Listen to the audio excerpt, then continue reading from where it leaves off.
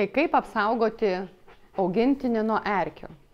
Aš kaip veisėjas visuomet rūpinuosi savo gyvūno sveikata ir man yra labai svarbu, kad ir augintinis būtų apsaugotas nuo erkių ir lygiai taip pat priemonės, kurios naudojamos nuo erkių, būtų pakankamai saugios. Tai aš visada naudoju vieną veterinarinę priemonę su chemikalais.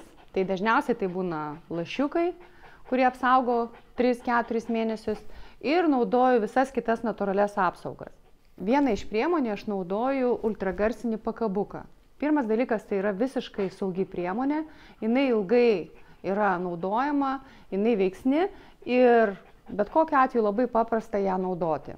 Tai paimu antkaklį ir uždedu antkaklį ant šuns. Su tokiu pakabuku mes drąsiai galime vaikščioti ir miškuose, mes drąsiai galime vaikščioti ant žolės. Tačiau bet kokiu atveju visą laiką grįžus namo turime pasitikrinti, ar nėra erkių. Todėl, kad galiu garantuoti, kad nėra pasaulyje nei vienos 100% apsaugos. Tam, kad apsaugoti savo gyvūną, mes privalome naudoti visas natūralias priemonės, kurios yra veiksmingos.